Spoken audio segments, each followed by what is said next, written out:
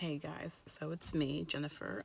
It's Monday. I look a mess because I am not wearing makeup. Well, not full face because I just got my flu shot and I had to wear my mask on, and you can't really look your best with a mask on. Makeup on. I mean, you can look your best, let's be honest. You can look your best, but it defeats the purpose of putting a full face of makeup on when half of it is covered. So I didn't put makeup on today.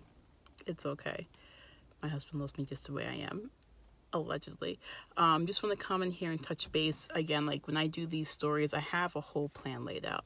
I have topics. I have things I want to say, but then life happens, and you have to pivot, which is the word of 2020. Pivot.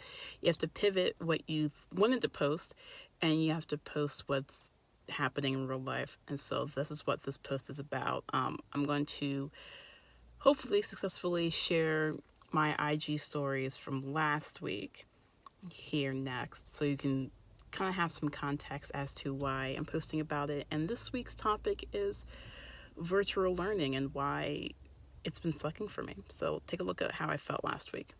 Okay, so this is day one again of Bexley starting kindergarten with a whole new lesson plan that isn't even really a lesson plan. It's like a bunch of different apps through the school that she can go on, and she'll do one for like math, reading, writing, social studies, and whatever. And literally each app, I want to say, takes her, or each like course is like an hour. And like, she's a smart kid. Like, Bexley is ready for kindergarten. Don't get me wrong. She's been ready for this since like we moved to Westerville. But like, learning from me,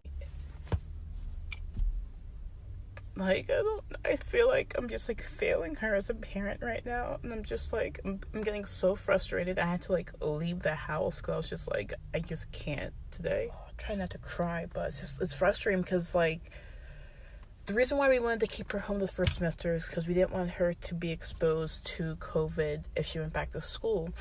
But I'm just like, I'm getting so frustrated. It makes me want to just re-enroll her back into the classroom. But then I feel like I'm being selfish by putting her in a classroom setting right now, knowing that it's going to be flu season in like a couple of weeks.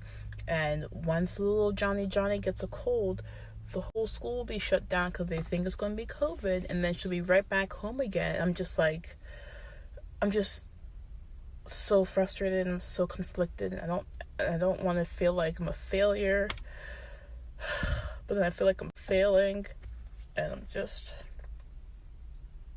so now I'm at Best Buy going therapy shopping because that makes me happy. Yeah, so moral of the story is it was hard. And I think it was hard for me. It was hard for Bexley. It's hard because, I chose virtual academy for a reason. I chose to keep her completely remote because I didn't want to have to deal with going to school and then potentially getting Rona and having to come back home and transition from me teaching her. I wanted her to have consistency. And then with the program we were doing, there's nothing consistent because within 2 days they changed it. And I'm glad they changed it. Don't get me wrong, I'm glad they changed it because it was ridiculous for a kindergartner. But like, I don't do well with change personally.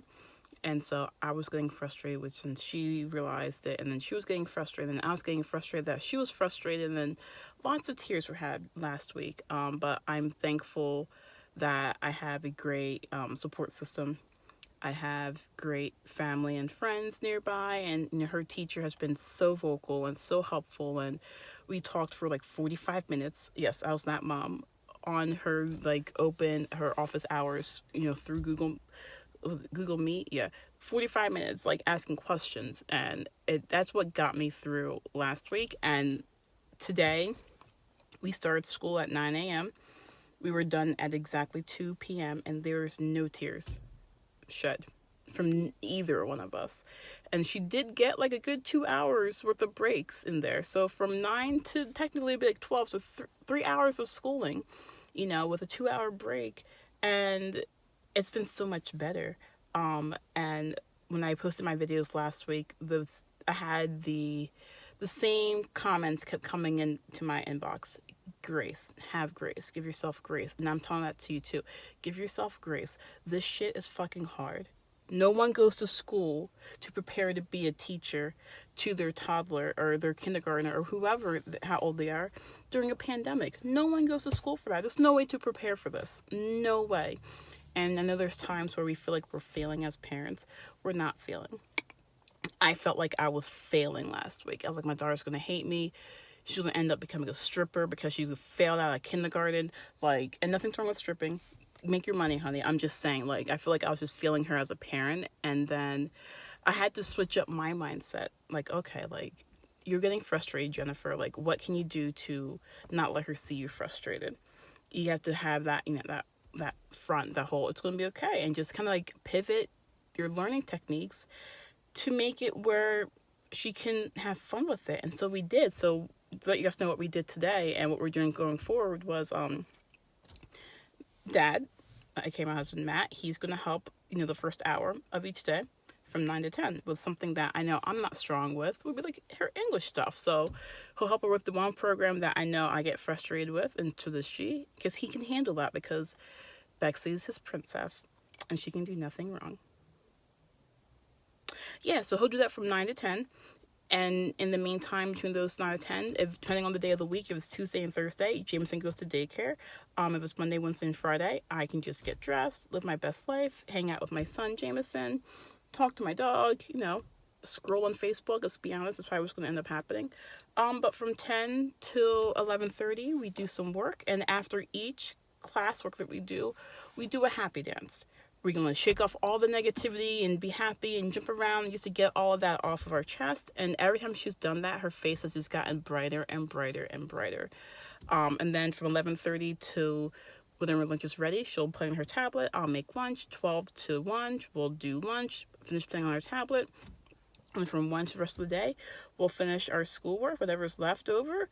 And again, after each class assignment is done, we just shake it off and dance it off and we're good to go. And honestly, the jumping was more for me than for her, because I needed to just like shake it off and get some movement in there, and I think she actually thoroughly enjoyed it. So yeah, that's been helping. I also need to plug my friend Elitza. She owns Ivory Paper Co. Her planners are bomb. Everyone's been saying, oh, who needs a planner during this pandemic? Virtual teachers do. So I've been definitely utilizing my planner and scheduling out her assignments for the week, for the day, and running my business on there has been helpful as well. So just remember, like, you're not a bad parent. Our kids aren't going to hate us because we don't know how to teach them. We're not prepared for this, and then also I did a blog post. I'll have to post the link in my my comments. Just give yourself grace, because it's all you can do. Do the best you can.